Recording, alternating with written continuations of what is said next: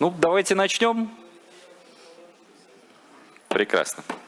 Итак, мы начинаем нашу арктическую сессию. All right, ladies and gentlemen, we are going to continue our session, which is dedicated to the system of specialized hydrometeorological support operations in water area of the Northern Sea route and requirements for the system. Our first speaker is Mikhail Grigoriev, the head of GECON company. Thank you very much. Good afternoon, dear colleagues, and thank you very much for having an opening speech at the session. In the description of the session, we have several areas of focus. So today, with my colleague Mikhail Grigoriev, we have prepared the presentation about the clients of hydrometeorological operations and all the year-round navigation in the Northern Sea route. Next slide, please.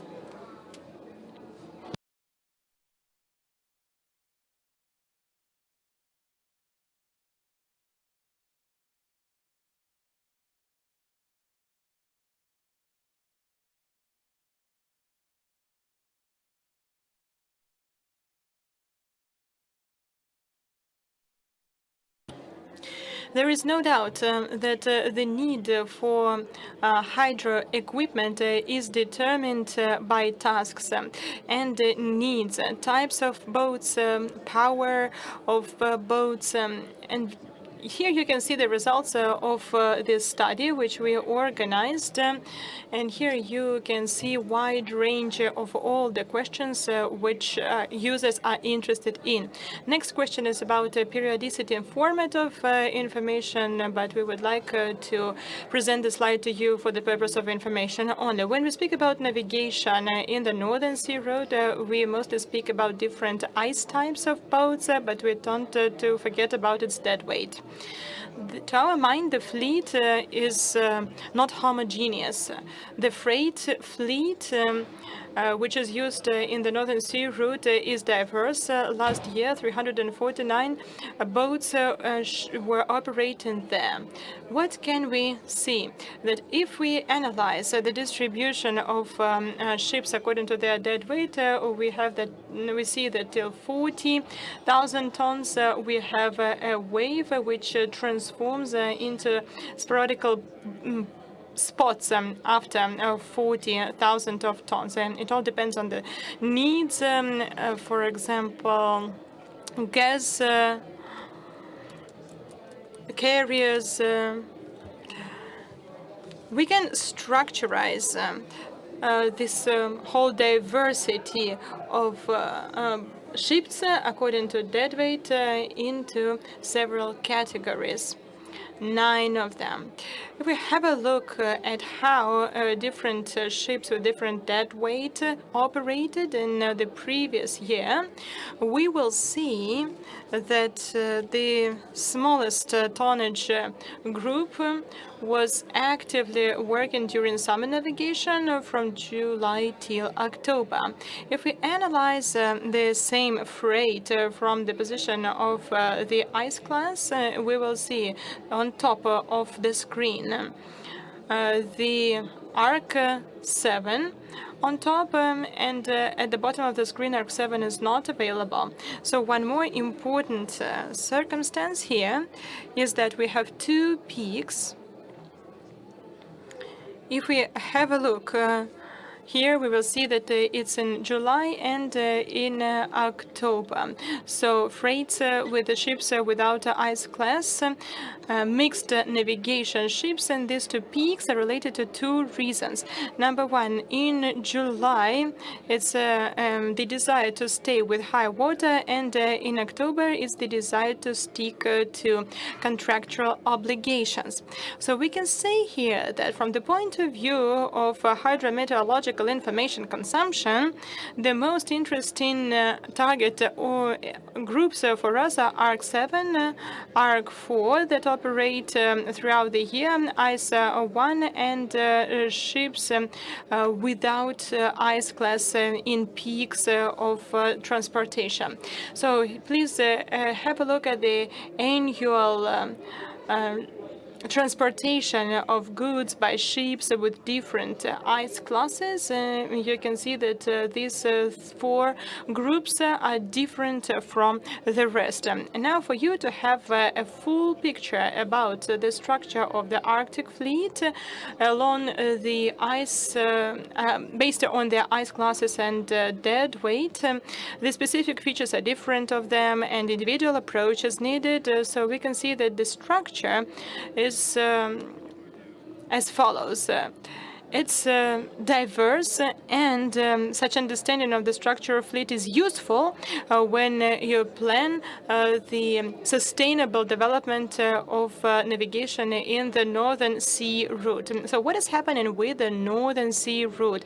In 2023, we transferred more than 200,000 tons and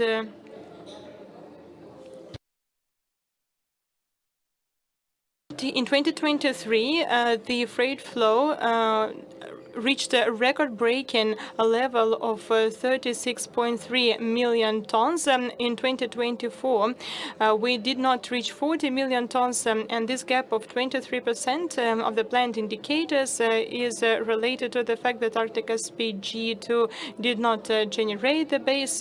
Sardasalska coal deposit also did not perform all the obligations, and we had a failure with other freight transportation, including transit.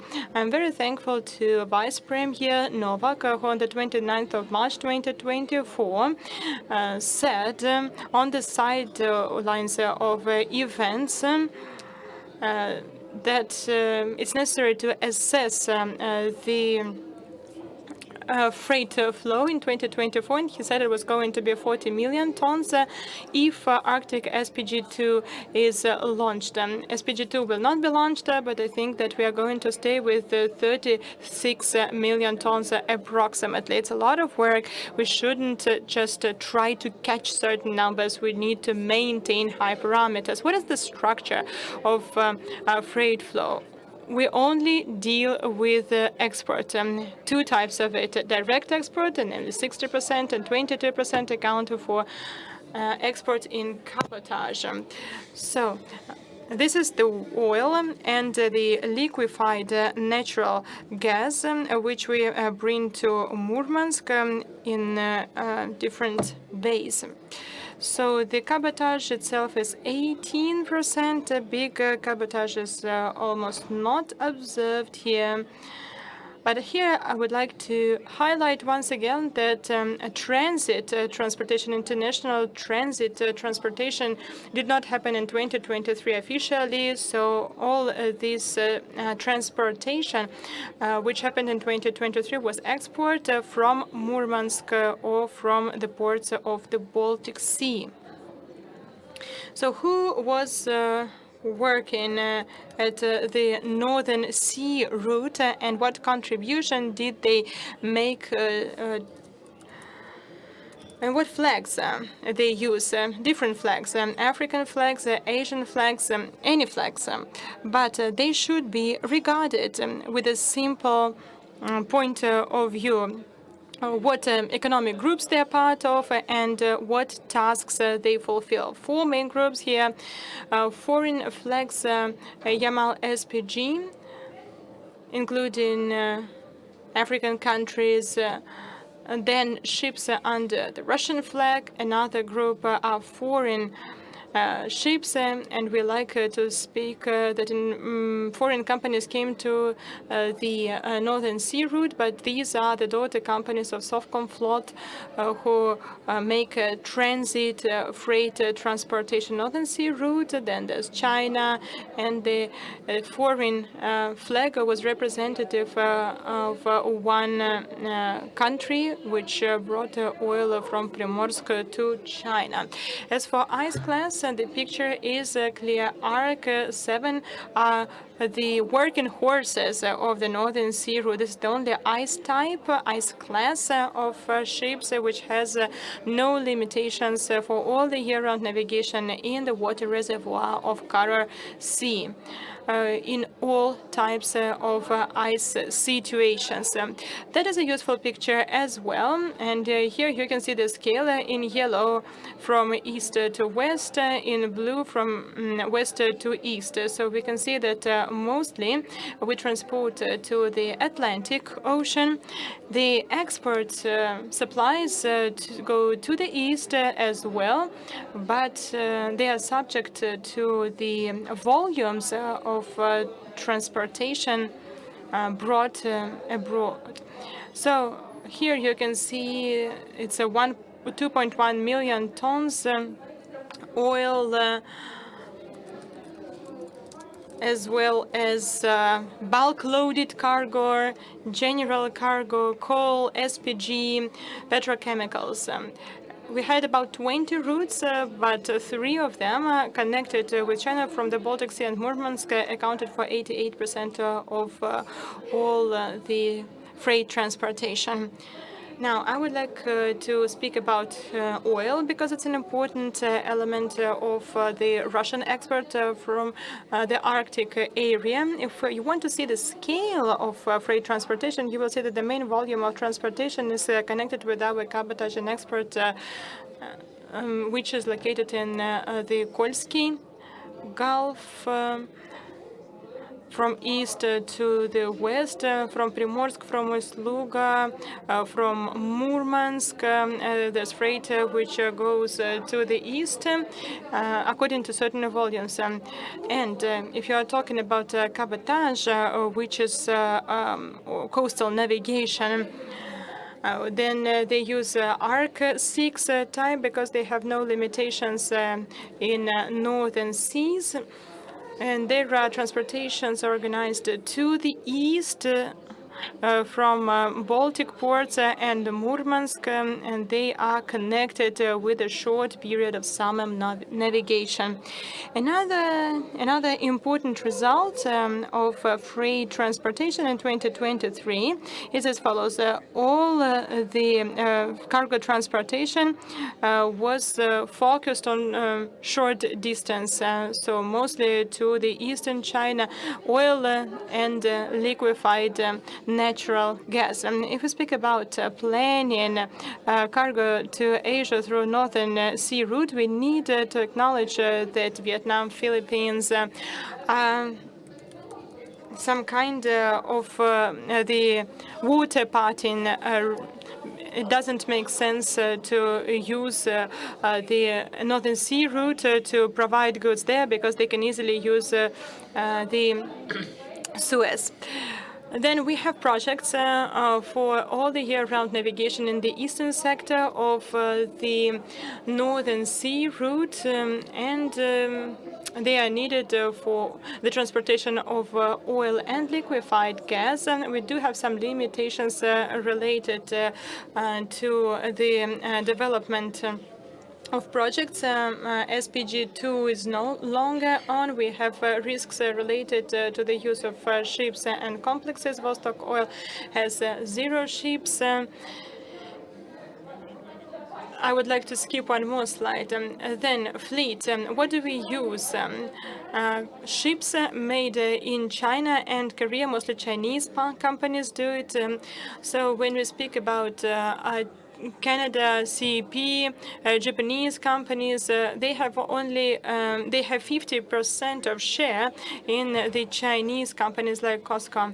Only ships that transport oil have Russian flag, but as for SPG, it's mostly done by Chinese companies. Next slide. When we speak about the development of all the year-round navigation in the eastern sector of Northern Sea route, I think that now it's not possible to organize it because we have no ships for transportation. ARC-7 ships are able to work all the year round, and they are connected to certain projects, so you cannot take them away from them. Okay, so what is the summary? Do we need to build more ships of certain ice classes? we are not able to attract other ships because physically they are not available on the market. That's why it's necessary to fulfill two tasks. In March, Mishustin spoke about it. Number one, to try to organize a large tonnage ship building, which finished in 1990s. The Crimea ship was built, but later, after 1990s, nothing was built. In addition to a couple of tankers, what they produce in Zvezda, they don't do it from scratch. They just assemble elements from Korea together.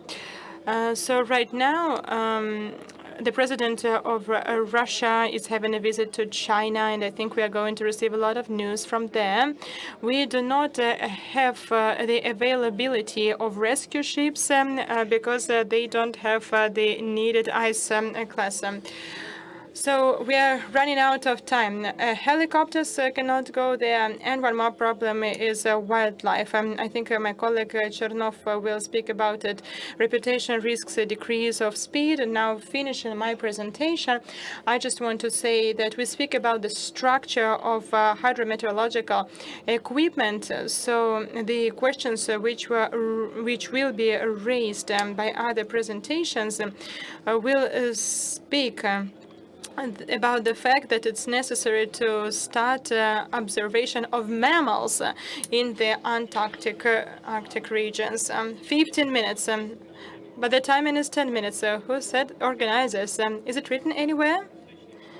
We will double check it after the session. Let's not waste time. If it's not written, then it's not a rule.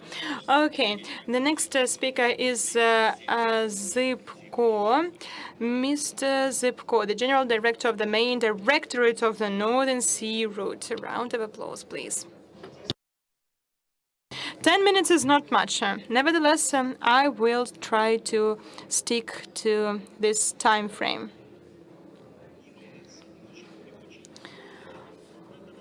What is really important? Northern Sea Route should be divided into two parts.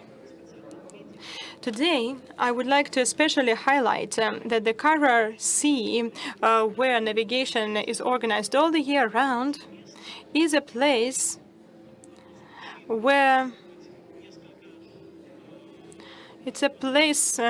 where you might think it doesn't sound correct, but it's a place where, to a certain extent, we have ensured a special hydrometeorological facility and equipment and support. So the navigation is organized quite successfully there. The information which the Office of Marine Operations receives and then it goes to the ships, this information is sufficient. But it's not really like that. If it is completely sufficient, then separate companies like Gazprom Neft would not develop their hydrometeorological services, but they do, and they use them. The existence of such a system as Calypso, which is actively used by captains, ship drivers, Gazprom Neft, proves that this system is needed. The factors which have an impact on the year-round navigation, Mikhail Nikolaevich already started to speak about it. He made an introduction about it. That's why I'm able to skip some parts of my presentation. What is very important for us?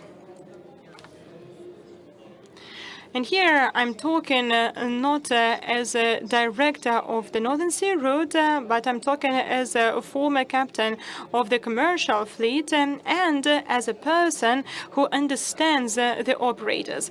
Operators should always understand in what time the ship will be able to go through the Northern Sea Route, namely the part which is covered with ice.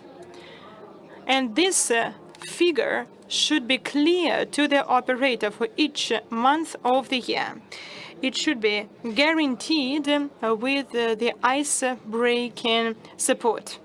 So that is a truly important factor why we need to have specialized support. There is no doubt that the most important element is what I faced when I was the captain, and then I organized interviews and I checked how other captains worked in the sea or came to us to have internship at the ship Christophe de Margerie. I checked how Sovcomflot captains behave who come to the internship on LNG carriers and come from Gazprom Neft oil carriers. What they asked for, what they needed, because we always, have to work according to the needs of people in the sea. We saw they all needed maps, ice maps. Ice maps are truly demanded, and I saw how captains.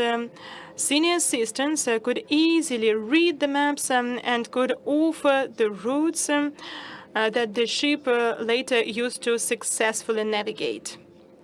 That information is the uttermost important.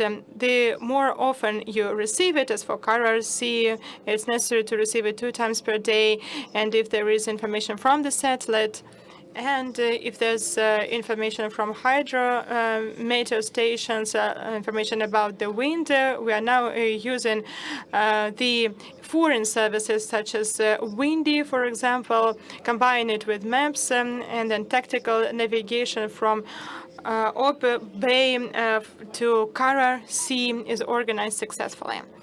Nevertheless, what is truly needed for future improvements, a forecast of hydro and meteor information, and such an important factor as ice pressure. So, and the flow ice. Based on the maps, we can understand, and specialists can easily learn how to read maps. They can see areas where it's not allowed to go. But what we cannot see on the maps, and it's very difficult to read it, is the ice pressure. Another thing we need here is the information about icebergs, ice formations. We know what happens where there is clear water, and Cape Jelania, where we can see icebergs once you come closer to the surface of the ice. Hydrometeor support increases security of navigation. Part of it is automatic building of the route, taking into account specific parameters of the ship. This is exactly the task which is being tackled right now in the system which is created right now in DSMP. It is the single platform of digital services where such a service is being developed. We are testing it, and in the future we are going to use it. So automatic route building for a specific ship is needed. Of course, it's not completely automatic. A person is involved, and it's important because we need to give to a captain working in the sea a clear route which is recommended and explain why, so that the captain follows this route. That is first and foremost related to the eastern part of the Northern Sea route, because I want to highlight here that the Kara Sea is the place where the navigation is so heavy that captains use the information from about other ships. They see how quickly they pass. They combine it with maps, and that's advice. But terra incognita for us is the eastern part, where even if where even if the rate of freight is increased, the information about the speed of navigation of other ships is not always available. That's why it's necessary to have a clearly built routes, because even the most experienced captains of icebreakers, I'm not going to give you names here because these are my good friends, because other captains will be offended. Even they, who have huge experience of sailing, would not be able to efficiently navigate and accompany the ships without such support. It's Another thing which is painfully obvious as we try and provide support to the ships. This is forecasting, regardless of its source. The Institute of Arctic and Antarctic, some other source, a lot of forecasts turn out to be wrong or not accurate enough to plot a proper route. The main cause of this is that even in spite there is a long history of research in the Arctic and in navigation, nobody has a complete picture of what factors actually contribute to forecast outcomes. There is ice pressure, but where does it come from? We do maps, but have we verified and validated them? One of scholars from Moscow FISTEC got a state award for his work on the drainage from Siberian rivers to the Arctic and how it affects the ice.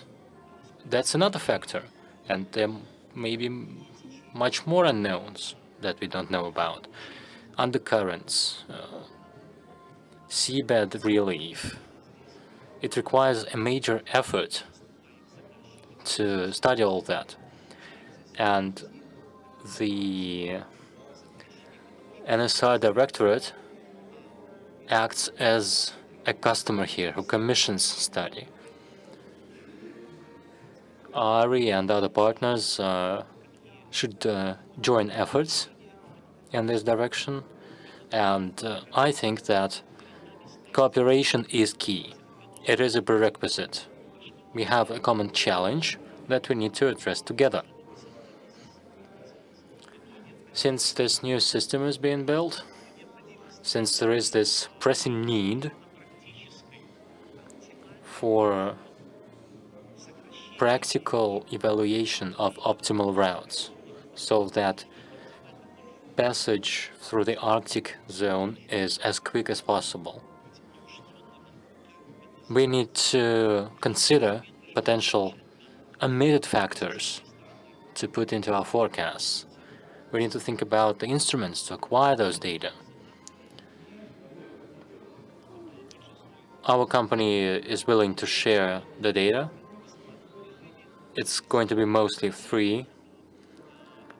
Dispatch messages by the vessels, onboard instrumentation readings, wind, temperature, all these data points that are flowing in will be available to use to validate the forecasts, compare them against actual situation in the sea.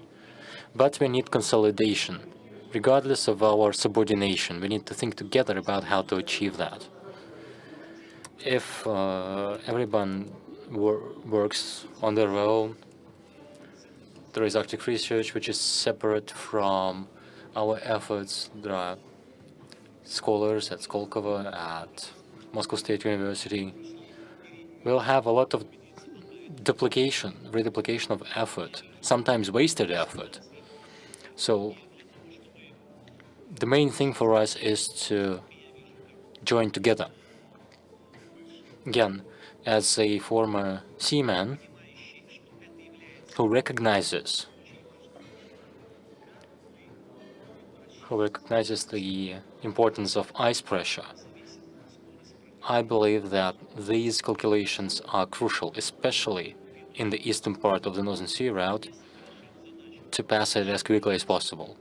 If we are able to resolve this task of calculating pressure, then we'll be able to feed this into automated route building. In the previous speech, it was mentioned that the heavy lifting in Northern Sea Route traffic is done by ARC-7 vessels. This means that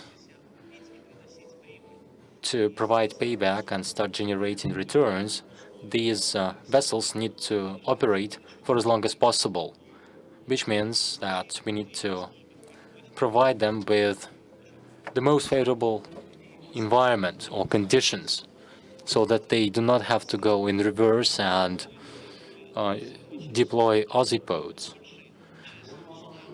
They are really helpful, but mostly navigation should be with icebreakers and in normal mode. Let's join our efforts to crack the calculation of ice pressure. By this, we'll achieve automated route building, and then we, as a representative of the state, will dispatch more icebreakers so that we extend the lifetime of existing vessels until we have our own large tonnage shipbuilding. Thank you. A question right away. In your view, what do we need to do? What are the priority actions for us to join together and consolidate so that any ship owner or ship operator has the guarantees of safety and speed of passage, which is critical for cargo shippers, as applied to the eastern part of the Northern Sea Route? What are the first steps for us to achieve this consolidation? Well, when I spoke about joining our efforts of consolidation, this was about pooling resources to address this instrumental task of calculating ice pressure. We need full ice picture to issue proper recommendations for the routes. It's a matter of applied science. Once the academia delivers, we validate and verify it. We dispatch vessels to test it. We confirm that the calculations are correct. We improve the software that does the calculations, and then we can proceed, can move forward. We will have to do it in any case. Ship operators can build their own platforms like Calypso, or they can rely on the single state platform if it delivers proper performance. The more participants we have in this system, the more trust we'll have in the system, since the forecasts will get confirmed by more and more trips. This will help this product spread, and this is our task, ultimately, to ensure safety of operations. By mean, we also mean optimal routes, which ensure the quickest passage possible in any given season. Nature is nature, but it needs to be optimal. Okay, thank you very much.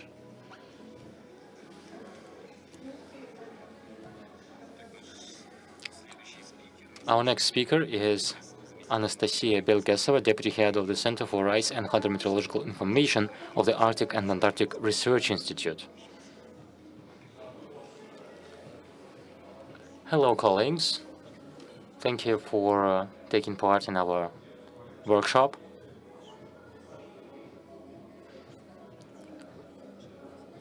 I'll be a welcome addition to this panel of gentlemen, and we'll speak about successful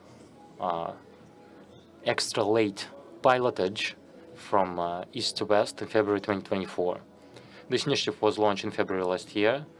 In June 2023, it delivered another successful passage. We've drawn lessons learned and started doing another pilotage from east to west. by 2 Arc 7 vessels. These are believed to be the future of ice navigation, and these were 2 heavy load carriers. We engaged 4 organizations. There were more, but the optimal route was considered by the Scientific Operations Group based at this institute. It's cross-departmental. Then we have the Northern Sea Route Directorate. The customer was the Marine Operations Headquarters. They received the information, analyzed it together with us, and they made the final call on the actual route for the caravan. Then there was the single digital platform, which aggregated the data and delivered it to the consumers. During that trip, we tested that service, and we tested this capability of automated route building. And then the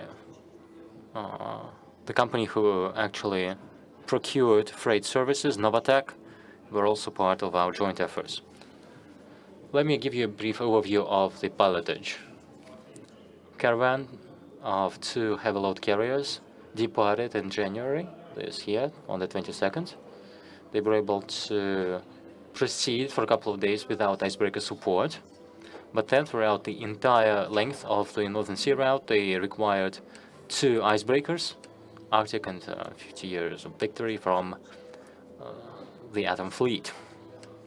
The eastern part of the Northern Sea Route took just less than a month. Then they went to the Kara Gate, and the northern part was covered within 6 days. So on February 24th, the caravan exited NSR. The heavy load carriers went to their destinations, and icebreakers were dispatched to a further job. Once again, I can only confirm that the western part is not the challenge, except for some factors that you need to monitor. I'll get back to them. But the eastern part of the road turned out to be really challenging, especially in 2 points of the journey. The average speed was 3.2 knots. This is quite feasible. It's an extra late trip. Navigation was closed, had been closed for 2 months then. Let's go sea by sea. The main difficulty was the Chukchi Sea. The ice situation was normal for passage. That winter was not characterized by any severe climate anomaly, but ice pressure towards the shoreline, caravan lost a lot of time, literally days, to pass the Chukchi Sea. That area of 1 year medium ice was expected to be passed more to the north and east. The caravans still got stuck, and even low pressure scores prevented the vessels to pass the ice mass. In eastern Siberia Sea, we got lucky. Mostly it was 1 year old medium ice, but the caravan was really fast. There were good velocities up to 8 knots. Although to the north of Novosibirsk Isles there was ice pressure again, it had been forecasted. The caravan needed to alter its route and go more to the north than is usual for the Northern Sea Route. There we saw a lot of ice flows as well, which basically prevented the caravan from coming over the barriers. Laptev Sea. This year, old ice edge is very low. It protrudes almost to the root, but the caravan was successful in smooth sailing. There was almost no ice pressure. We arrived to the Kara Sea in mid-February, so there was some ice floes from fresh waters that got detached. This was a challenge, but this is a much traveled segment, so the route was selected optimally. That was the end of the operation. It was successful.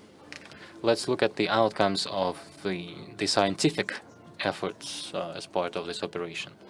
In preparation, we developed a safe scenario for the trip.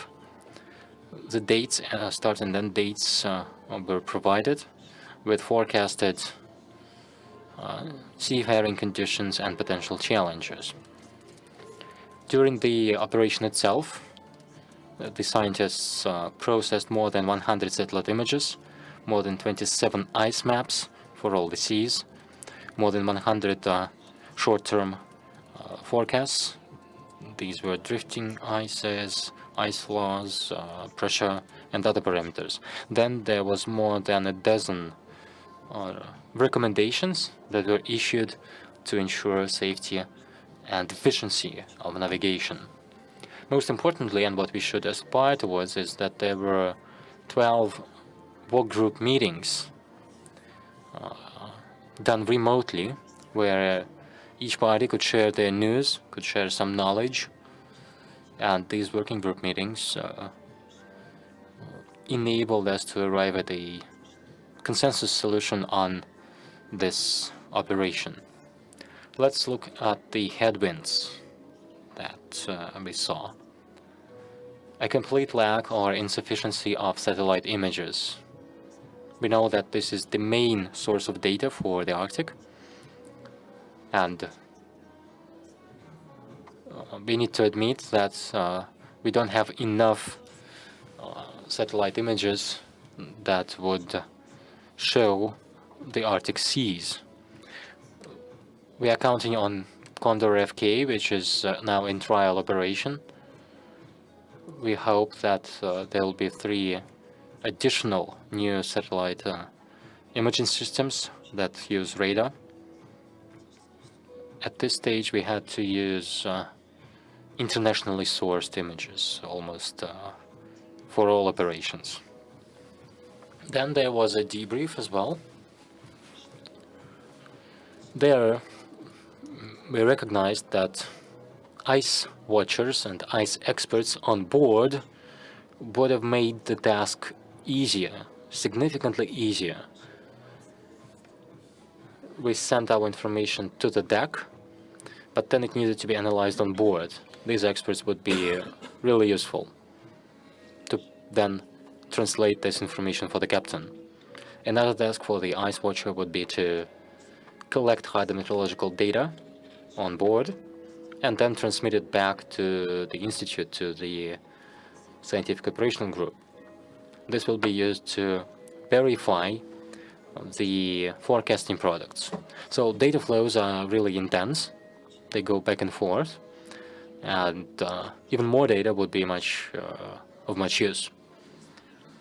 So ice experts are really needed to cover all seas or certain seas, because in the moment this would be really helpful in adjusting the route on the fly, so to speak. At Arctic and Antarctic Research Institutes, we are developing a school for ice watchers, ice experts. The students will receive general knowledge about sea ice, and they'll learn to read satellite images, interpret them, identify ice types from the deck visually, and well, many other things. There are internships with Atom Fleet. Thank you very much for this opportunity. So there are practical assignments as well, which builds experience for them. We have a great school of ICE experts, and this facilitates the knowledge, the transfer of knowledge between the generations. I would also like to state once again that we need improved hydrometeorological support with advanced functions. We suggest that maps for ice flows are improved. Short-term forecasts can be done at higher frequencies or specially for planned marine operations. We are now testing forecasting of start and end dates forecasting based on ice class. So our scientists are looking at performance parameters of specific vessels, their real-life performance in different ice situations, to be used as input for navigation recommendations that should enable safer and more efficient navigation. I think that's it from me. Thank you very much, Anastasia. I have a small question. You mentioned that ARI, the institute, has ice watcher expert courses. I'm latching on this word, courses or a school. Who can take this course? Who can become a student? Do you need specialized knowledge? Do you need to be a student at the institute? Or can I walk in and enroll? Currently, this would be continual professional development for our existing staff who already have specialist knowledge. But then again, we go to Sovcomflot, where we give lectures on ice physics and ice properties in the Arctic. If you're willing, we can invite you as well. Please do. This would be my pleasure. Thank you. Thank you once again.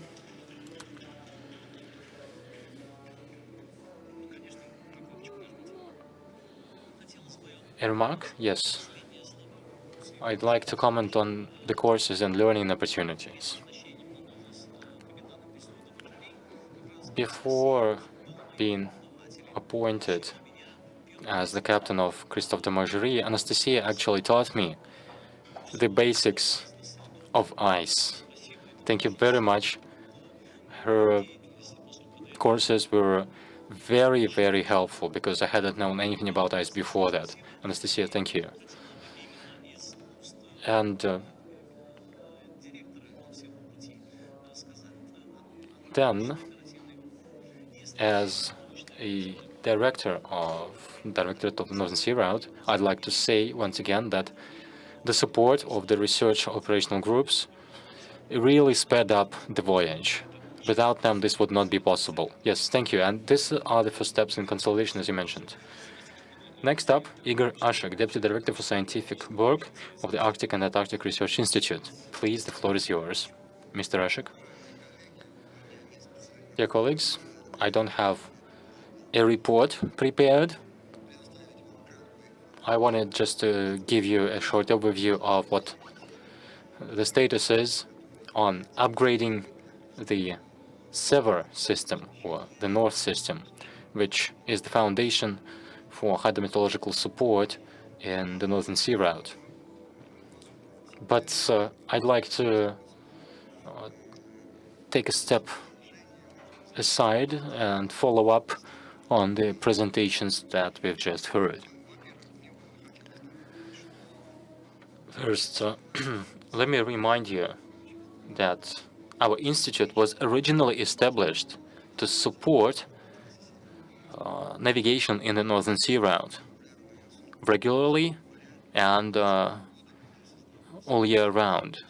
When the NSR Directorate was established in the 30s, our founding fathers saw this as the main goal, and they understood clearly that such navigation would not have been possible without studies into hydrological, hydrometeorological, and ice conditions, with all the patterns that underlie them and with all the parameters. To acquire data, and do forecasts or recommendations. That objective was accomplished successfully. Transportation, shipping was done regularly during the navigation window. Then, our institute was tasked with a new objective. That was primarily to do with year-round navigation in the northern sector of the Arctic. This was related to activities in Norilsk, where nickel and copper were extracted alongside other useful mineral resources. And that required support for regular cargo shipping from the extractive industries to the western part of the country. That objective was achieved successfully as well. Today, the new objective for our institute is to support year-round cargo shipping in the area throughout the entire Northern Sea route. Well, we do the hydrometeorological support, and particularly so in the eastern segment. Here, I have to say that I'm really glad that our colleagues, ship navigators, do recognize the important role of hydrometeorological support in enabling these operations. Looking back to the early 20th century, when the first icebreaker, the first line icebreaker was built, supervised by Mr. Makarov, they operated under the motto, breakthrough to the North Pole. Unfortunately, that had been the aspiration among the engineers. They didn't mind the nature. They truly believed that they could prevail. Luckily, I'm not seeing this anymore.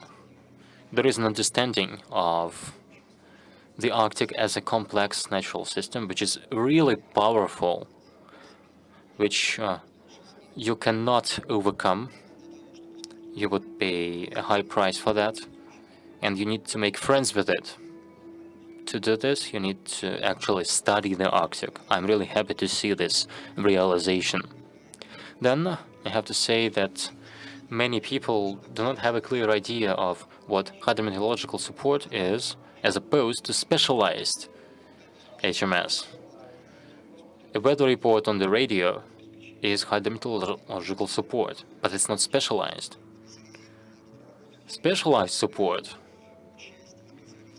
includes involvement of narrow experts and ice experts in developing recommendations on how to use that information for a specific operation. In our case, these are marine operations in the Northern Sea Route waters. My colleagues from the ICE Information Center really appreciate that information pyramid, where at the foundation of the triangle you have source data, then you have process data, forecast data, but at the helm of the pyramid you have recommendations, things that are developed by experts in close cooperation with the consumers of the recommendations. This would be ship navigators in our case. Then let me also note that the hydrometeorological group that has been in close cooperation with the Marine Operations Headquarters is not called the HMS Group, it's called Scientific Operational Group. Scientific and operational. The reason for that is that when we face real operating conditions in the Arctic and in other regions, but here in the Northern Sea Route, we encounter a lot of the unknowns, things that we haven't investigated yet, that are new to us. This is normal. This is to be expected because you can expand your knowledge indefinitely. So each time as you encounter something unknown, in order for you to comprehend, process, and use that information for recommendations, you have to have a scientific mind, not just process the data. You need an analytical approach that relies on the experience and knowledge of a scholar who can run a quick analysis and arrive at correct conclusions that are actionable. Here I might disappoint Mr. Zybko a bit, because forecasts are often incorrect. There are a lot of incorrect forecasts, not all of them, of course. And it will continue into the future, I can assure you. That's the sad point. You might ask why? Well,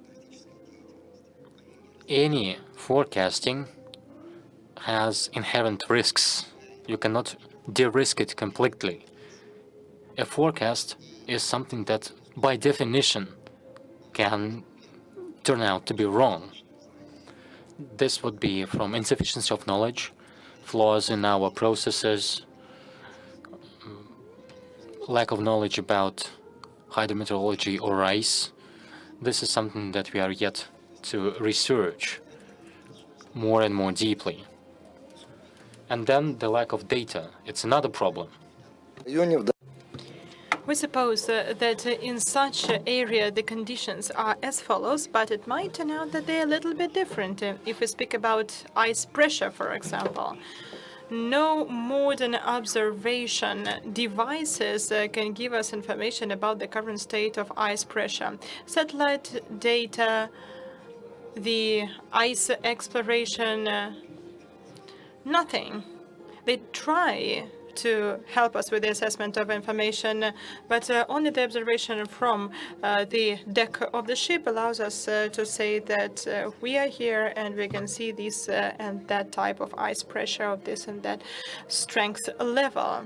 There is no way to escape it. Nevertheless, we move on, we develop.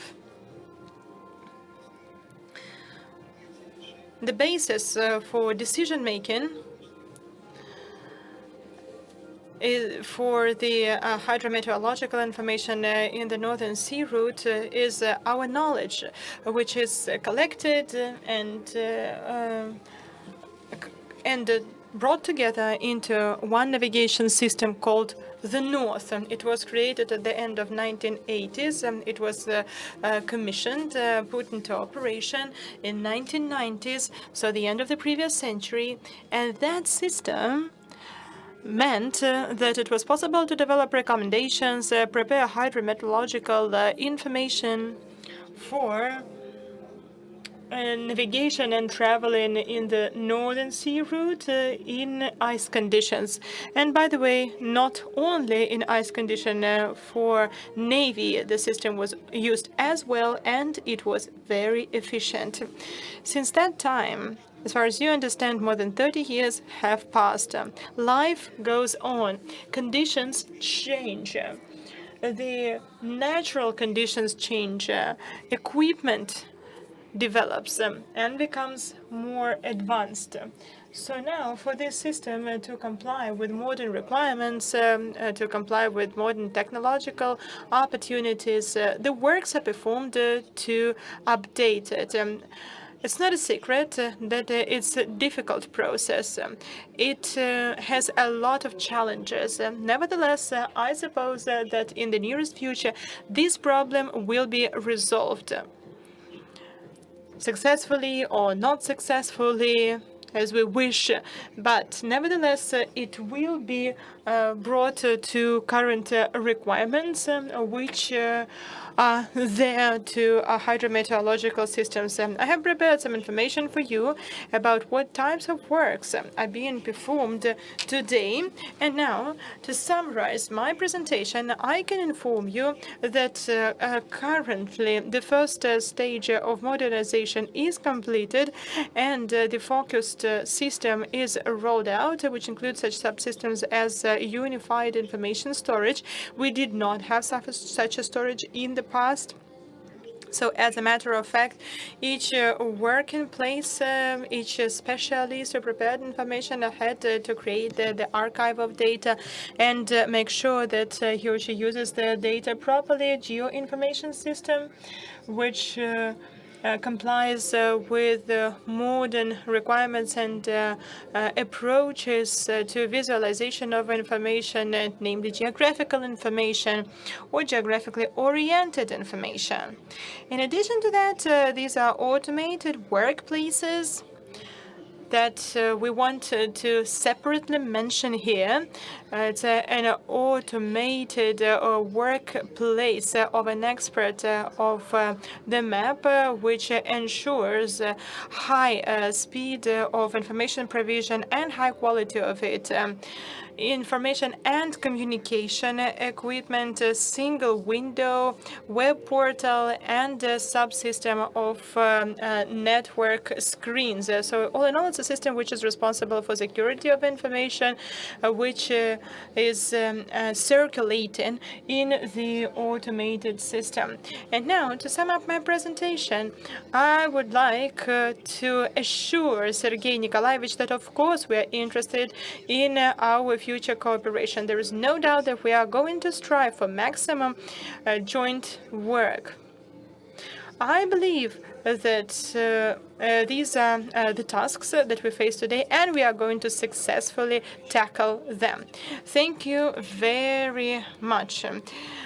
So if we summarize your presentation, we can say that the main task that scientists currently face is to increase the accuracy of forecasts, right? It is connected with the update of the whole infrastructure. It is connected with the modernization of the North system, but all in all, it's about accuracy of forecast. On the one hand, you are right, but on the other hand, it's necessary not only to increase the quality of forecast, but also to increase the range of the forecast, namely that the characteristics which ship captains of different ships need to quickly make decisions, to make strategic decisions. It's necessary to receive information about at least ice pressure that Sergei Nikolaevich was talking about. But the technological solution is not there yet. It's not perfect for now, but we hope that in the nearest future it's going to appear, thanks to the researchers of your institute. Thank you very much. Thank you. And right now, we are having connection with our international collections. Hataya Sakiko, Research Fellow, Ocean Policy Research Institute, Sasakawa Peace Foundation. Please welcome Hataya Sakiko, the Ocean Policy Research Institute. Hello, good afternoon, dear Hataya Sakiko. We are very happy to welcome you to our conference. So I would like to ask you to start your presentation, and could you please share the screen so that we can see your presentation on the screen as well. 待ってくれて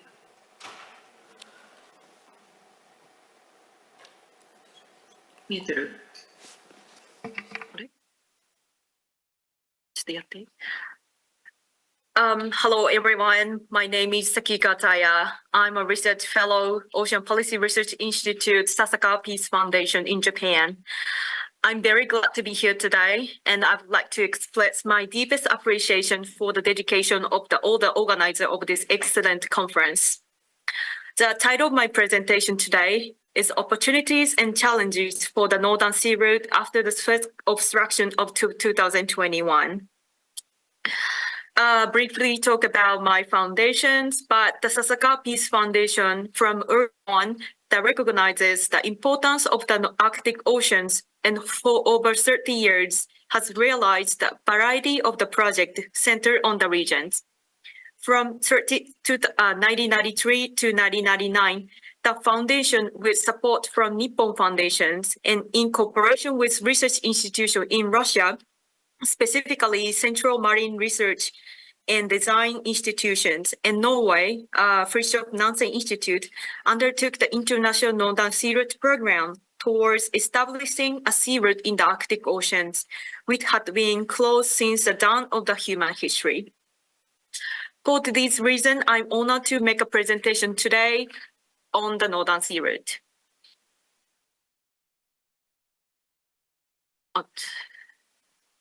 Well, the opinion expressed in this presentation are from the presenter's perspective and do not necessarily present on the official position of the Japanese government. But the shocking news made headline worldwide from March 23 to April 3rd, 2021, the 400-meter giant container ship, the Ever Given, obstructed the Suez Canal at 6 kilometers north from its southbound entrance. This picture shows that the circumstances of the Ever Given obstructions. The vessel is owned by Japanese shipping firms Shoei Kisen Kaisha Ltd., a subsidiary of Imabari Shipping Building Co. Ltd. The Suez Canal blockade affected not only the global shipping industry but also retailers, supermarkets, and manufacturers. The stranded ship held up estimated $9.6 of the trade along the waterway each day. Furthermore, the blockade could have a global cost of 6 to 10 billion due to a 0.2 from 0.2 to 4% reduction of the annual trade growth and additional cargo shipping cost between Asia and the Middle East, which jumped 47% to $2.2 million. During the 6-day blockade, a total of 369 ships were reported stuck in the Terabak waiting to pass through the canal. The 6-day obstruction by the Ever Given gave the world sharp lesson on the global supply chain disruptions, putting the Suez Canal Authority under the pressure to upgrade the waterway's technical infrastructure to avoid further disruption in the future. Meanwhile, the alternative route of the Cape of the Good Hope in Africa to the Far East can take 2 weeks longer. From the perspective of the risk diversifications, expanding of the use of the Northern Sea Route via the Arctic Ocean has come up as options for realizations.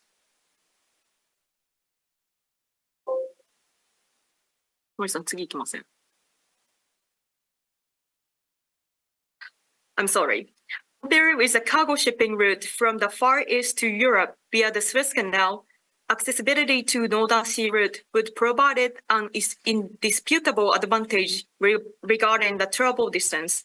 By using the Northern Sea Route, the navigational distance between Rotterdam, Yokohama, and Yokohama in Japan, for instance, is only 11,100 kilometers, while the conventional southbound via Suez Canal is almost 11,430 miles.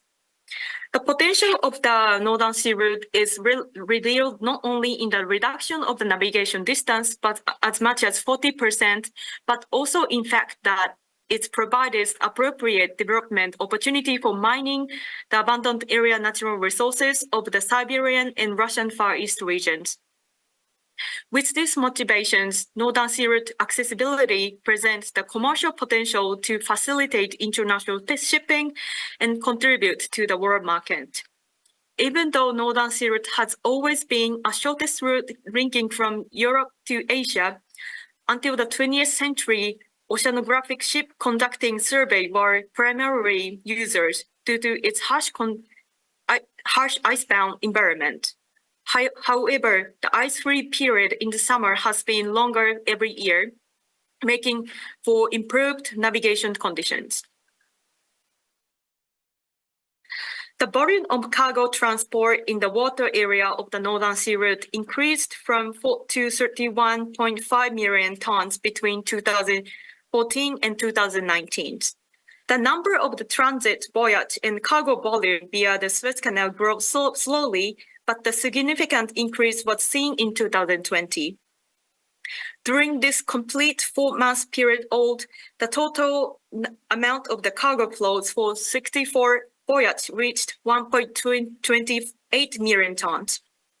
The major share of the cargo transported was iron ore concentrate of 1 million tons.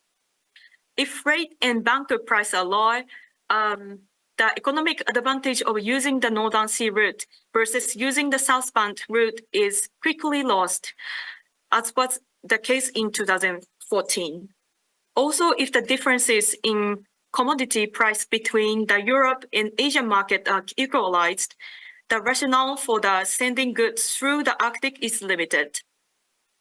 Conversely, consistency high commodity price would be a driving force for international transit transportation in the Northern Sea route.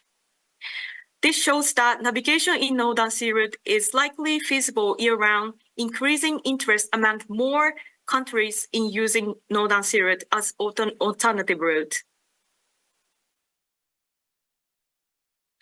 As Singapore has been an Asian hub for Suez Canal, Japan has great potential to be a hub for the Northern Sea route, especially in Hokkaido, northern part of Japan. The Hokkaido Region Development Bureau, together with Japanese Aerospace Exploration Agency, we call JAXA, the National Institute for Land and Infrastructure Management, and now Aomori Prefecture, which is also northern part of Japan, is jointly investigating the possibility of utilizing satellite AIS data for the development of the Arctic Ocean shipping route. With the exceptional connectivity of the global air transportations, port in Japan has a great potential to be a Northern Sea route hub for Asian Pacific region in shipbuilding, scientific research, and Arctic tourism. The 2021 Suez Canal obstruction provided the valuable lesson for the global shipping industry regarding the logistics of cargo overloading and motivated firms and states to consider risk diversifications. Although the Northern Sea route cannot currently compete with the current Suez Canal route in terms of the transportation cost and stable demand in the shipping market, it should be gain attention as an alternative to Suez Canal for diversification risk. More importantly, economic assessment of the potential of the Northern Sea route will also encourage more discussion on R&D and international regulations to achieve energy efficiency and eco-friendly transportations. The emerging needs for and merit of the Arctic route and its usage will attract potential fundings and encourage stakeholders to re-examine the regulations and increase independence in the sustainable development of the Arctic oceans. Thank you very much for your kind attention.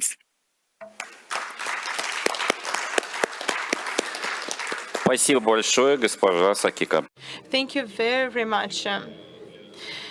As we can see, in order to change the system of cargo freight, you shouldn't be afraid of ice pressure. It's enough to have a Suez Canal, which was built in the 19th century, which width is no more than 40 meters. So when such a huge 400-meter container ship goes through it, the risks are truly high. But to my mind, if Giuseppe Verdi would be alive, he would dedicate its AIDA to the Northern Sea route and not to Suez Canal, as it was at the very beginning. And our next speaker is also our representative from abroad, and naming from China. I would like to introduce our colleague from China, Ms. Lo. We are happy to see you. The floor is yours. Please do not forget to share your presentation with us. Добрый день, уважаемые коллеги. Hello, dear colleagues. My name is Roin. I'm from the Southern Chinese Commercial Institute.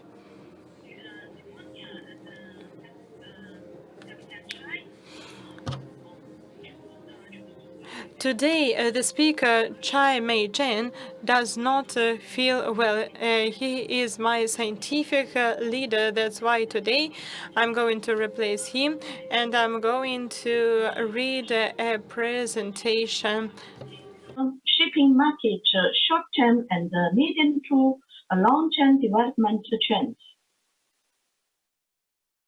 The contents is 3 parts. Review of Chinese mentioned ships Arctic navigation practice.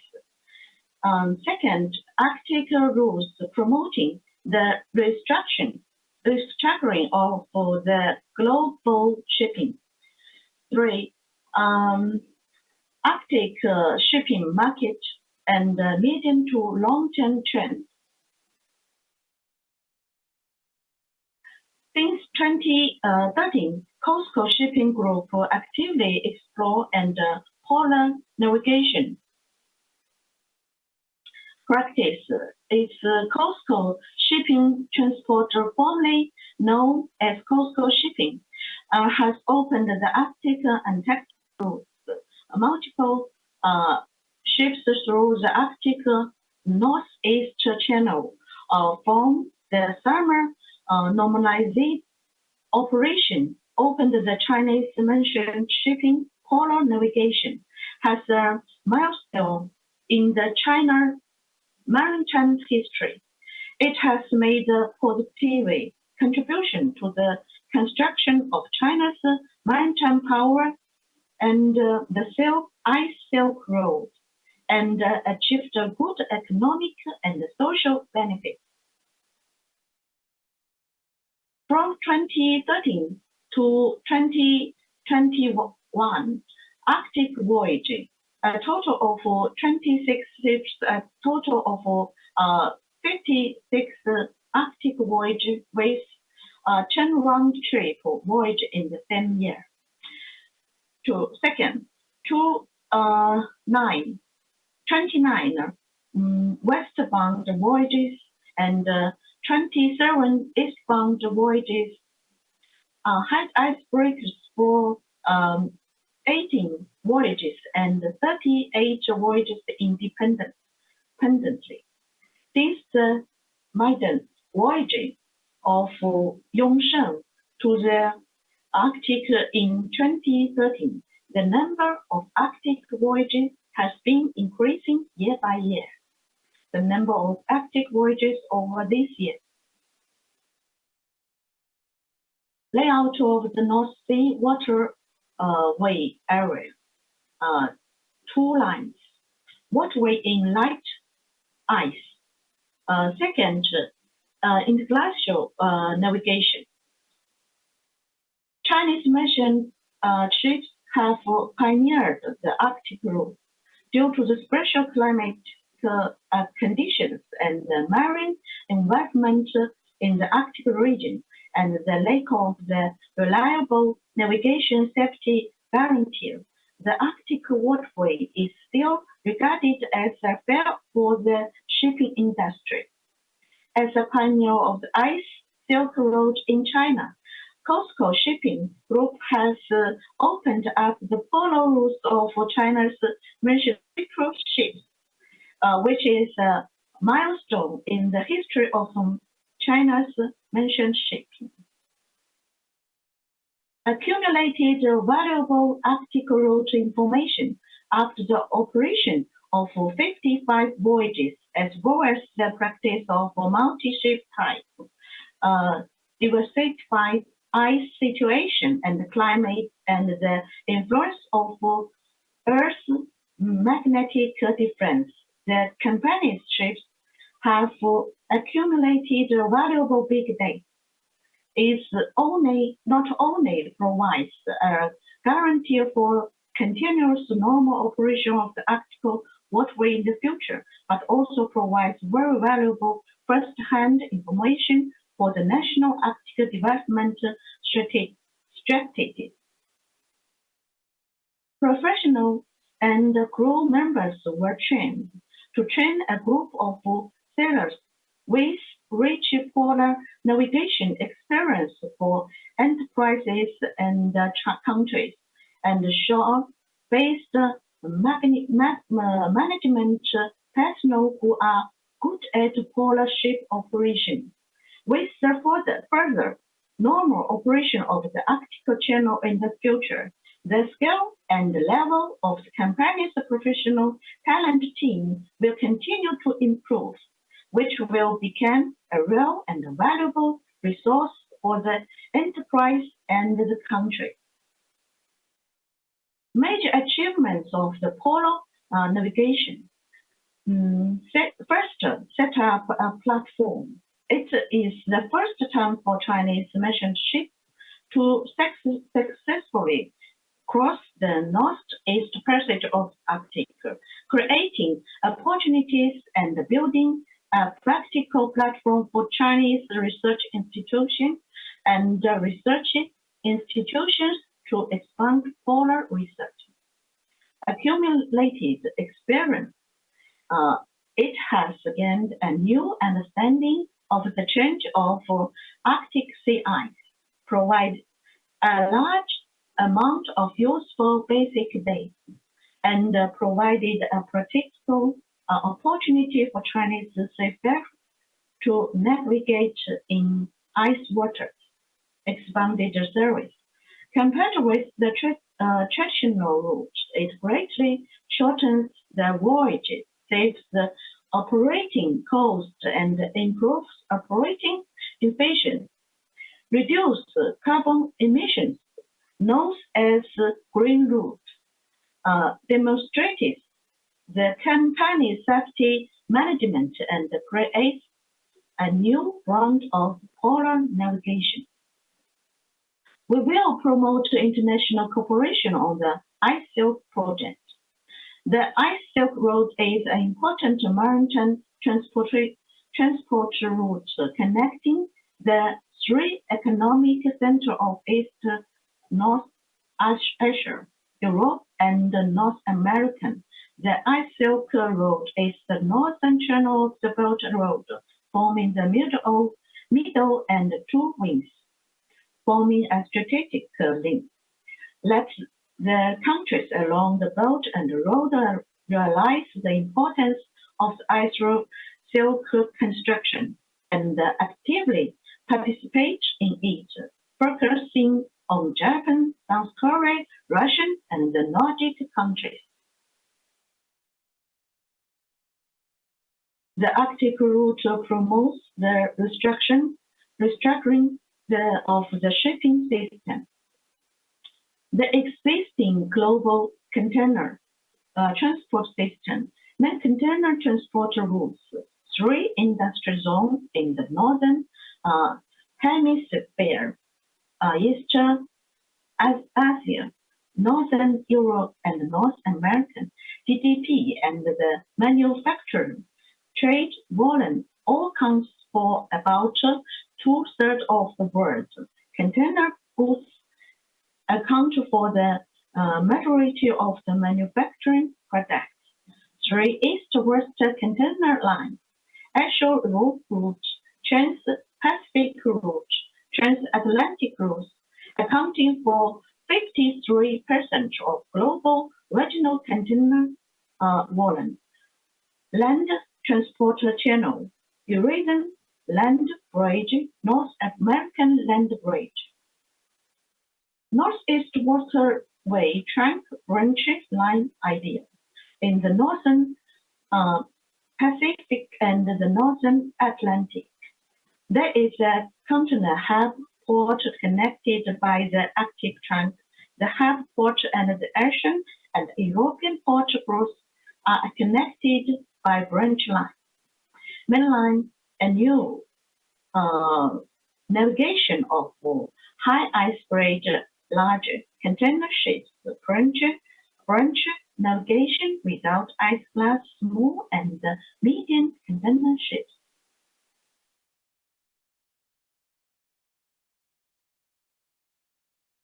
Potential advantage of container trunk and branch line separation. Flexibility. Asia and Europe, taking into account North American, can reduce the container trunk two-way volume in balance. Economic expanding market scope can survey and point port routes at lower latitudes than pure Arctic routes. North American East Asia, North American West Europe. 2013 Nordic Odyssey, Finland. 2019 Nordic Osma, Baffin Island, Canada, Belgium.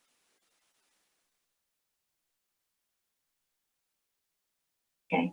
The impact of the reconstruction of the Northern Hemisphere transport system, the proportion of traffic transported through the Strait of Malacca, the Suez Canal, and the Panama Canal, and the North American land bridge has disputes due to the connection of sea and land channels. The manufacturing industry was concentrated in East Asia and northern, western and northern Europe and Southeast Asia, South Asia, the Mediterranean and North American were limited. Schematic diagram of the Arctic pendulum route.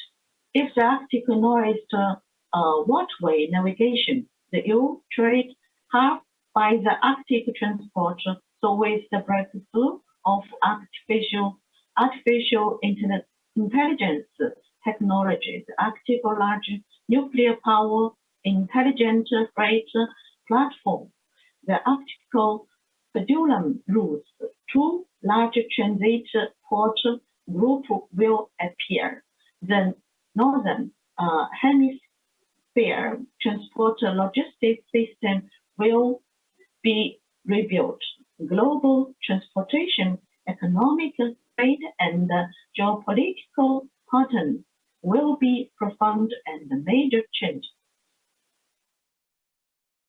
The Arctic pendulum route economy. From the analysis of the benefits of single voyages, such as the port of destination is in the northern Europe of Baltic Sea coast, saving about 1/3 of the voyage time and energy consumption, such as the port of destination itself in the Arctic Circle, saving about half.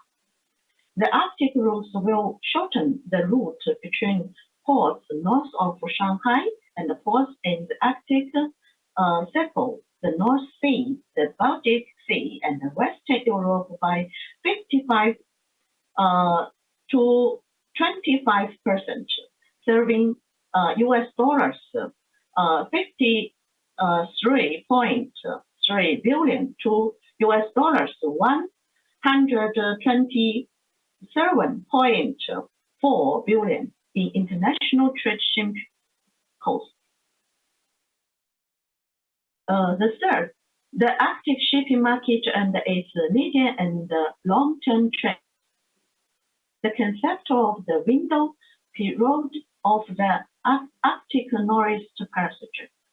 For low ice class or ice-free class ships, the current window is around 75 days, and the window will expand if the ice level rises. For PC3 or above, the Arctic will be year-round. Arctic ice trend and window period forecast. Currently, the annual summer navigable window for the Arctic waterway is about 65 to 85 days, with the reduction of Arctic ice caps and ice breaking technology further improved. The navigable window will expand accordingly.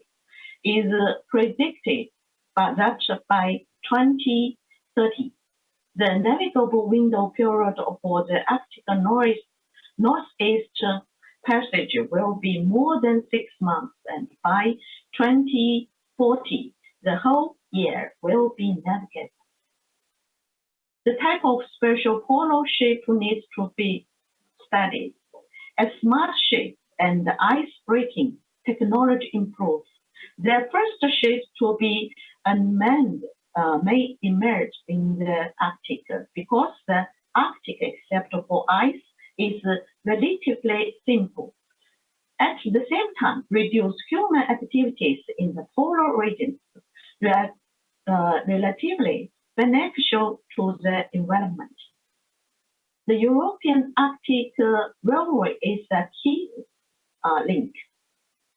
Europe is studying the construction of an Arctic railway, which will determine the connection between Arctic routes and Fulcrum ports, turning northern hemisphere transport into a closed loop.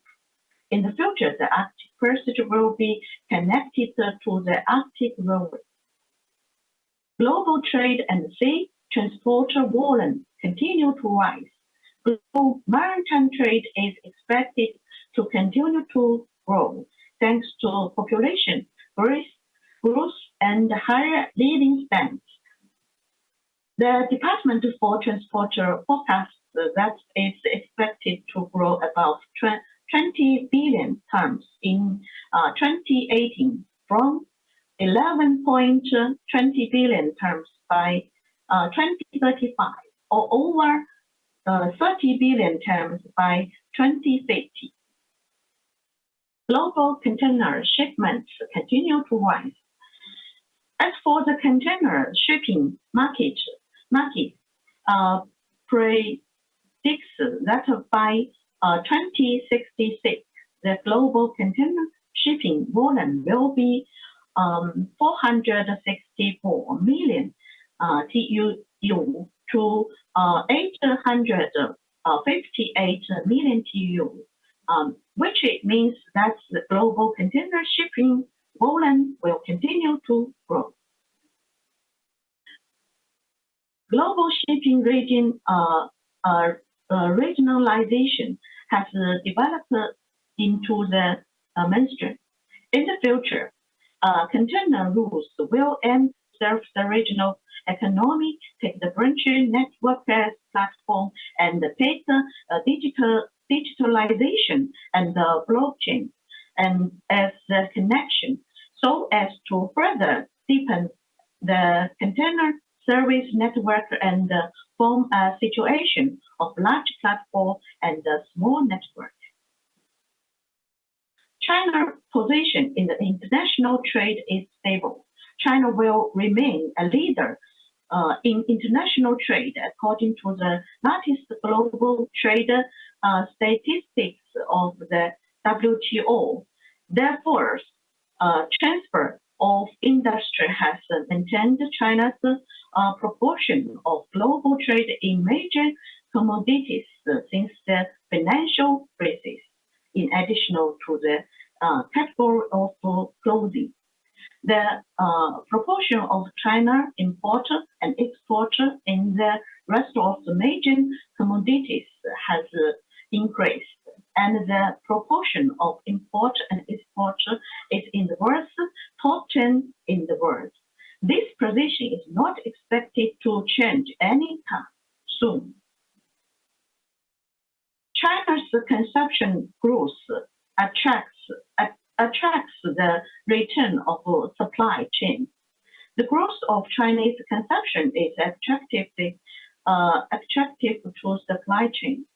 China's growth mode has shifted from commodity exports and investment to service and consumption, and China's position in the supply chain is increasing, shifting from the major producing and exporting countries to major consuming and importing countries.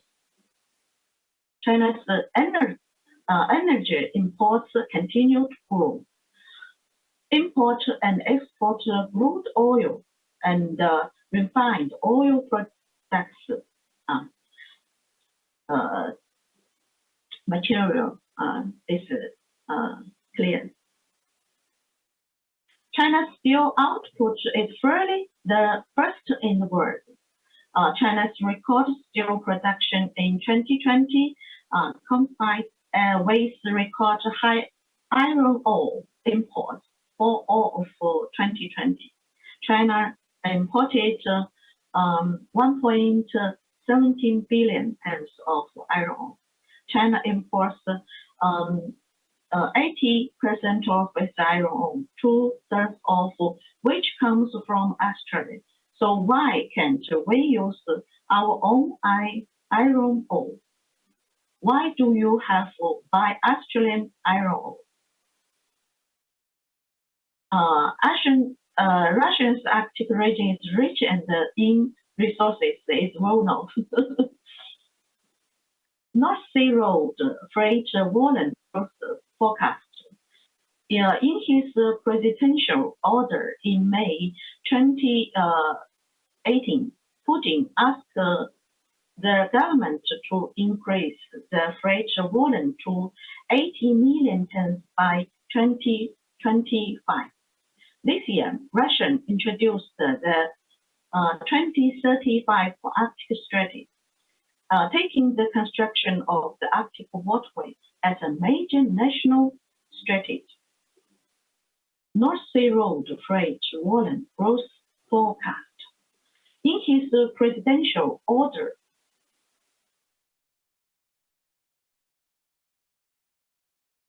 promote the reform of the Arctic governance system.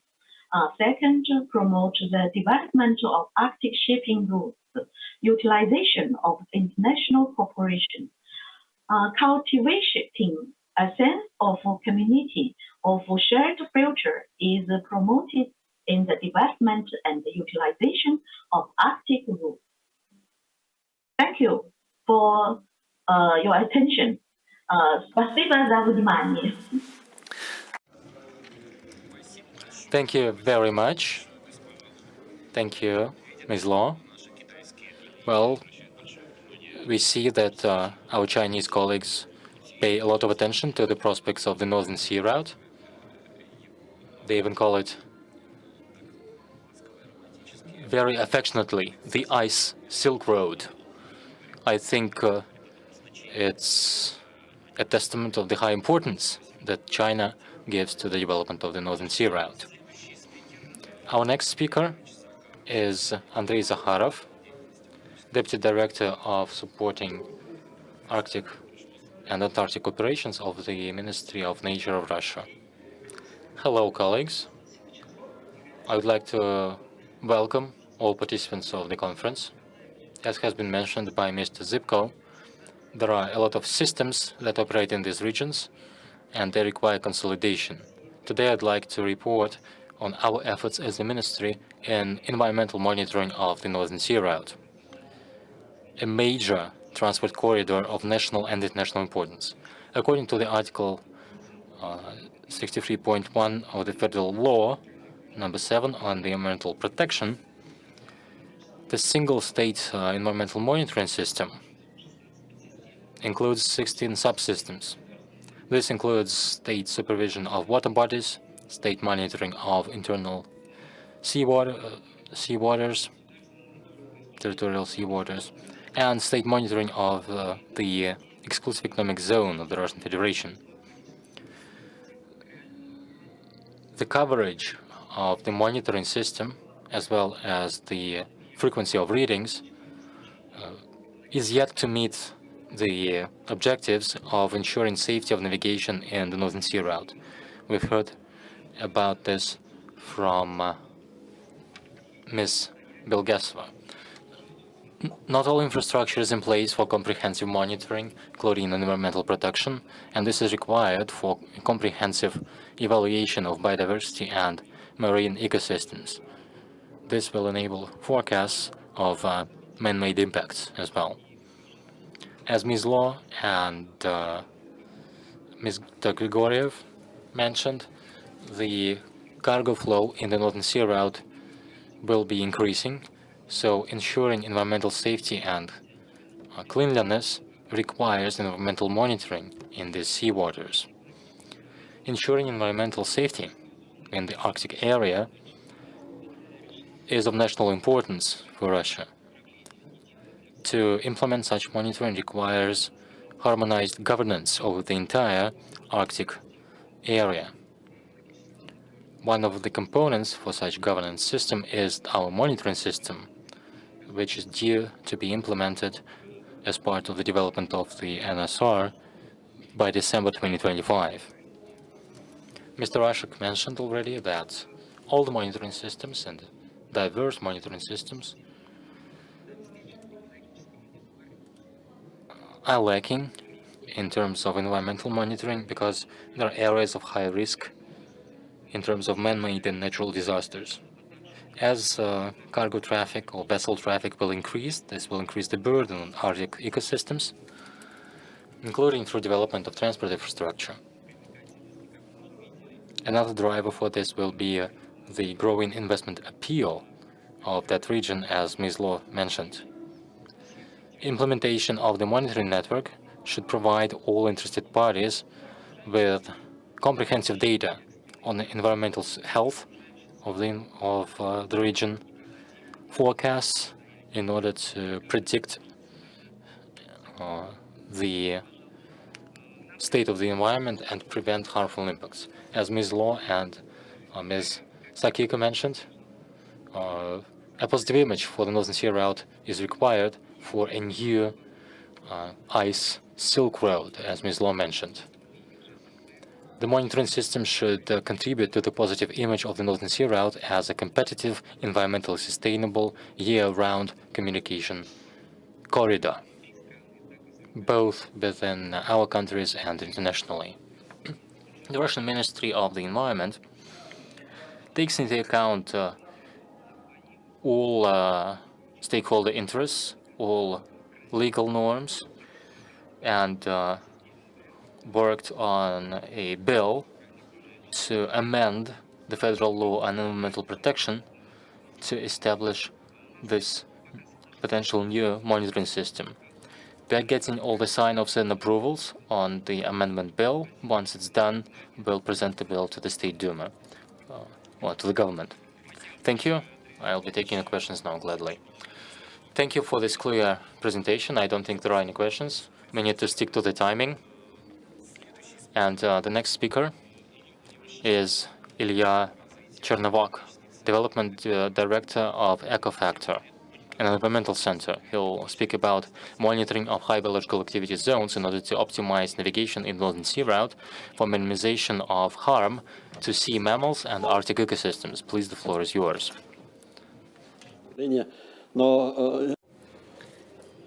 Thank you. Ilya Vladimirovich is present here in the hall. I'm a doctor of geography science, and I have worked for more than 40 years in the Arctic to research mammals. Is the topic correct? Yes, absolutely.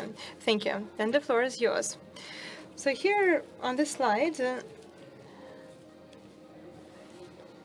don't forget to use the mic, please. Thank you. The Ministry of Nature spoke about the importance of works and one of the indicators of well-being in the Arctic is polar bear. Polar bear is on top of the pyramid, and you can estimate the state of the Arctic based on the well-being of the polar bear. So here on the map, you can see the results of a multi-year long observations. Researchers made aerial explorations and observed the polar bears. So we can see that there are key places where polar bears live, and they are where the dark points are, and they are closer to the Northern Sea route, including the Chukotka, the Eastern Siberian Sea, Laptev Sea, and Kara Sea in the southern part of it. So here you can see the increased traffic in the Northern Sea route, but there are certain ecological risks associated with it. At the bottom, you can see one important element, and namely the walrus that also live where the Northern Sea route is. So in Chukotka Sea, in Chukchi Sea, for example, there's high density of walrus. How many of them are there? Up to 100 to 150,000 walrus in Chukchi Sea, in coastal area, and they find food where the path of the ice class ships go. So on top of the screen, you can see the diagram which demonstrates the route of the Northern Sea route and the pathways used for navigation. So you can see that ships can bring harm to animals and marine animals, mammals living in this area. What are marine animals? These are walrus, these are whales, and other types of animals. I would like to tell you a little bit about the activity of mammals in the water reservoir of the Northern Sea route. And namely, these are the areas where the density of mammals is especially high. Pechora Sea, the southern regions of the Ob Bay, and further on to the coastal area. You can see here the region of Taimyr and the Chukcha Sea. So on the map, on top of it, you can see where animals, mammals live in the Arctic, where they are concentrated. The assessment of impact coming from the ships was made when we worked in the White Sea, and ships were growing through the areas of haul-outs. And here you can see how the ships traveled and where seals live.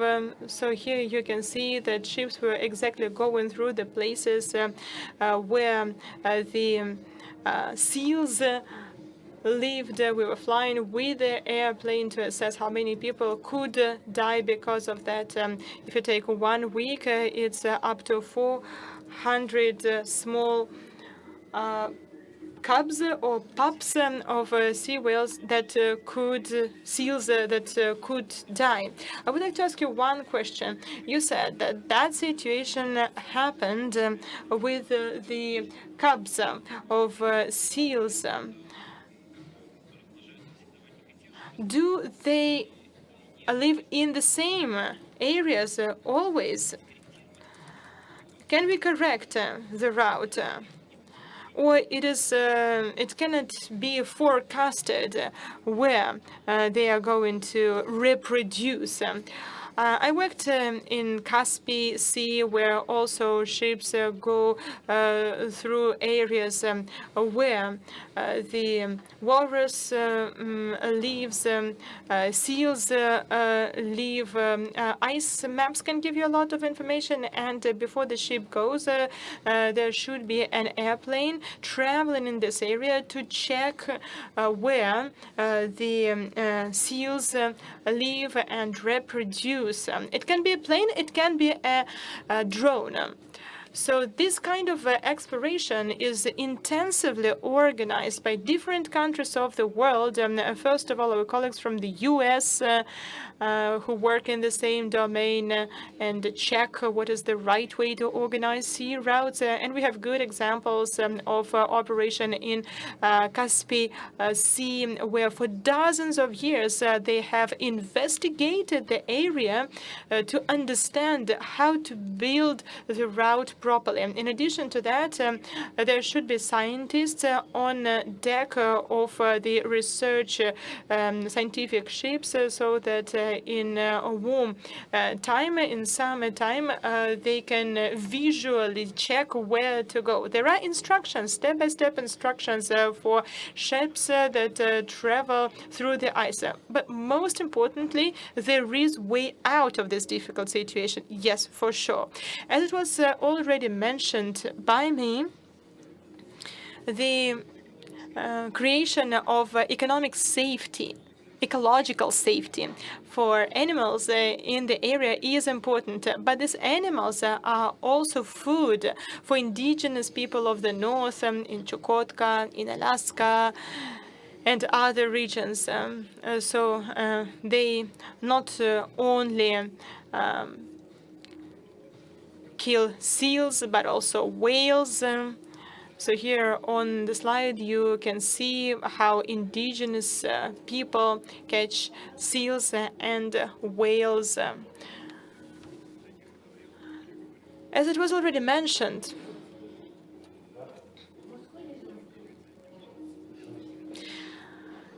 the exploration is ongoing. We check the areas where ships navigate to avoid negative impact of mammals. There are certain organizations that do it, including the Worldwide Fund for Nature, other organizations as well.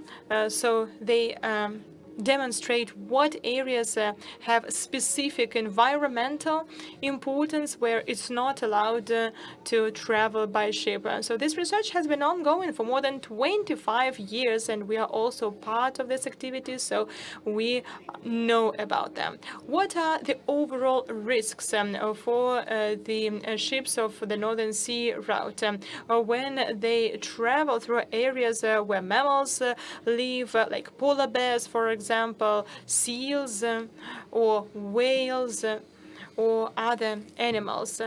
The average speed has to be reduced when they enter areas where animals live. They have to reduce the speed, so it goes down. And the speed of transportation goes down. It has negative impact on the image of the shipping companies who work like that, ships and companies. Plus, they can be punished, and the intensive work is organized right now. We have already identified bottlenecks, including the along Strait and Beringov Strait, where polar bears go to the surface of ice, and when ice is destroyed, it has negative impact on them. So these are special areas which are considered to be bottlenecks in the polar region of the Arctic. The task right now is to regularly receive information about the distribution of mammals, seals, whales, and polar bears, and develop recommendations and activities to minimize negative impact on animals. We already have experience in it, so we partially know what to do. What are possible solutions here? Our main objective of the works is to decrease negative impact of the mammals in the areas of intensive navigation.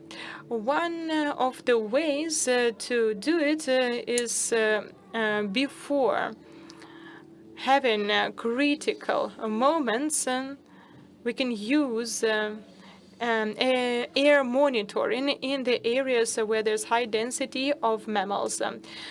So this aerial research is truly useful.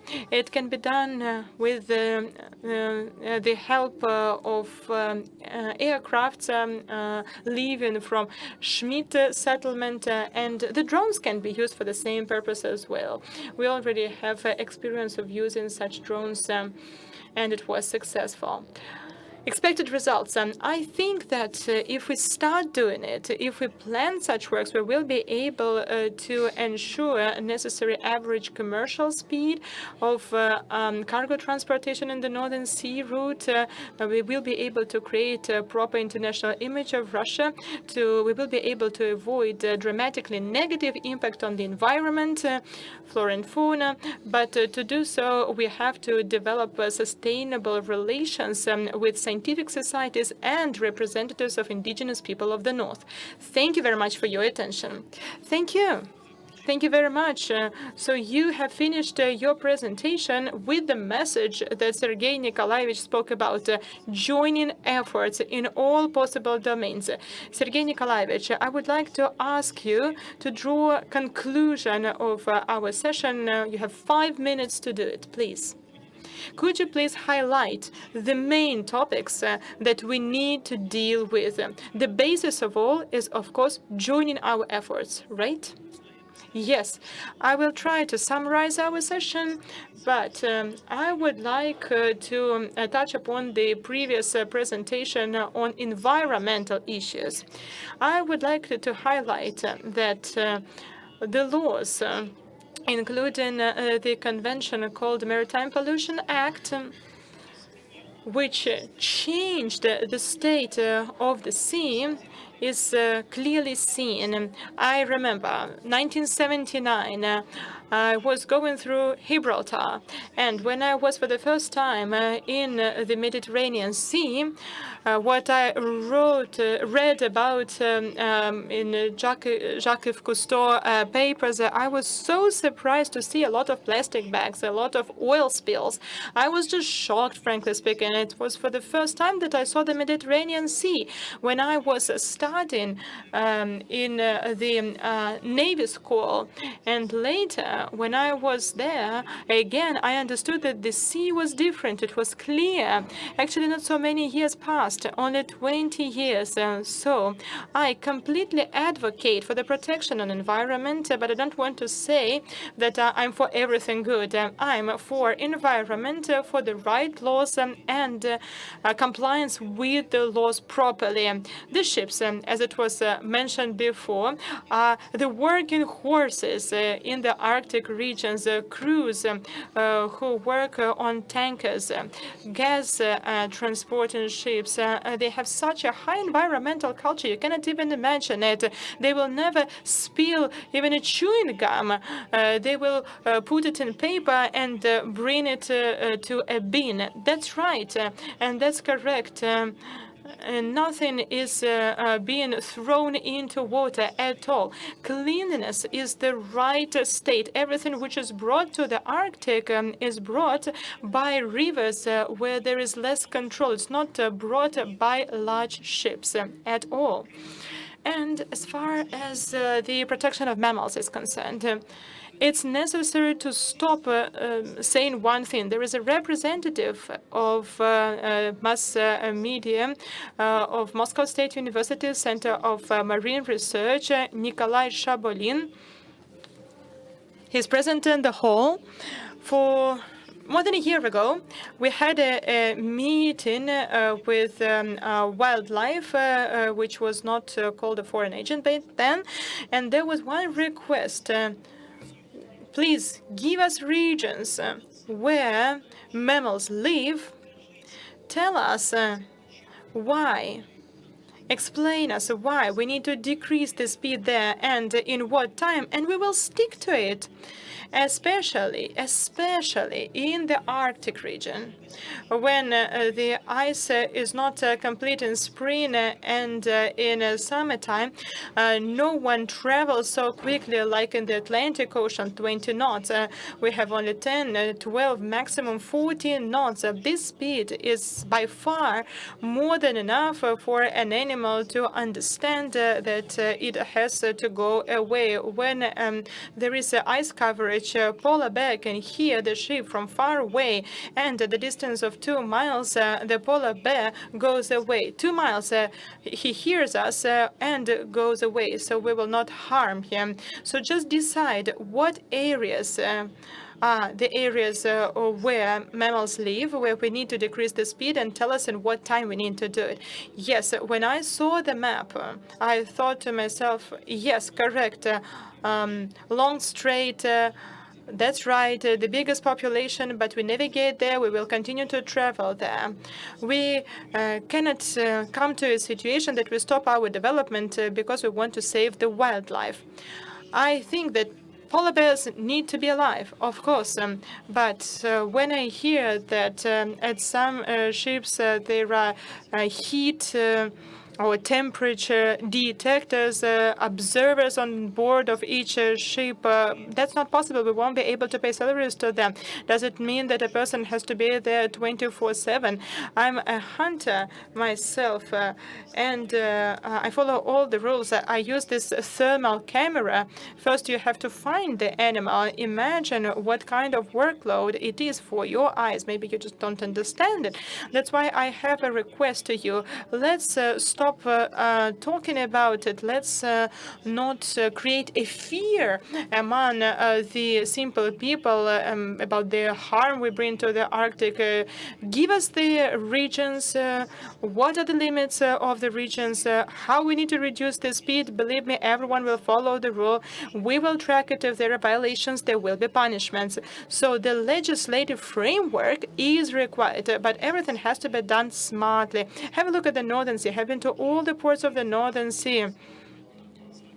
I don't really remember the name of the island near Scotland. A lot of birds. If you go to Holland, Rotterdam, on the coastal area, there are a lot of birds, and no one says let's stop navigating there because we need to save the birds. So just tell us what we need to do. We'll write down the rules. Sailors will follow the rules. The rules and observance of the rules will be controlled by supervisor organization. So, yeah, with environment, we have to bring it to order. I'm talking about mammals right now, animals. As for pollution, I can tell you we have already reached fantastic success. I have observed it in my experience. I know it personally. The Captain Andrei Mikhailovich Kachurov from Somkomflot is present in the hall, and he can prove it. We already have this attitude towards water, that we don't pollute it anymore. Now, as far as the topic of our conference is concerned, specialized meteorological support. I have listened attentively to all the speakers about this question, and I can tell you that we don't have any contradictions here. We all understand where we need to go, where we should be headed to. The equipment of the North Center is being improved. Same happens with the unified digital platform. We are going in the same direction. And what is truly important here, we stay in touch with each other, we collaborate, we come to all the events of the Institute of Arctic and Antarctic. We are always here. The Directorate Office of the Northern Sea Route is always here. The representative of the Northern Sea Route, Mr. Boyev, is also here, who was the assistant of the captain of the icebreakers. So he has huge experience of navigating in the Arctic region. My deputy, Mr. Sepchenkov, is also present in the hall, who knows perfectly how to organize traveling. He knows all the legislative acts. So we are ready for cooperation, and we do cooperate. That is truly important. I understand that someone should take the role of a leader, maybe not a facilitator, maybe a leader who will focus on these issues of concern. And after the incident of 2021, when in November of 2021 a lot of ships were stuck in the ice of the Arctic, 6 months passed, and the decision was made to decentralize the management to avoid such incidents. So the Directorate Office of the Northern Sea Route was created. We can think that we are successors of the Directorate Office, which was created before. It was mostly like a ministry. We have a different scale, but nevertheless, we are the most interested party, which is ready to organize cooperation with colleagues because the government comes to us when they want to get the results, efficient navigation and safe traveling along the Northern Sea Route. So we are going to get the scientific centers involved, including the Institute of Arctic and Antarctic. This is exactly what we do. There's one thing I have noticed. Often there are different organizations which are searching for ways to resolve a problem, and they don't know whom to address. So we, so to say, make a presentation of ourselves. If you have any questions, issues of concern related to the Northern Sea Route, please feel free to come to Glavsiev Morput, to the Directorate Office of the Northern Sea Route, and we will bring you together with the partners, so other companies interested in it. So we are now serving as a single window for your consolidation, of course, together with the Institute of Arctic and Antarctic. Thank you very much. Thank you, Sergei. So the task is to build safe, cost-efficient, and eco-friendly navigation along the Northern Sea Route. This task will be fulfilled. I don't have any doubts about it. Thank you, all dear participants of our session. Right now, in some time in the same hall, we are going to have a demonstration of the movie Northern Pole, The Return. Thank you.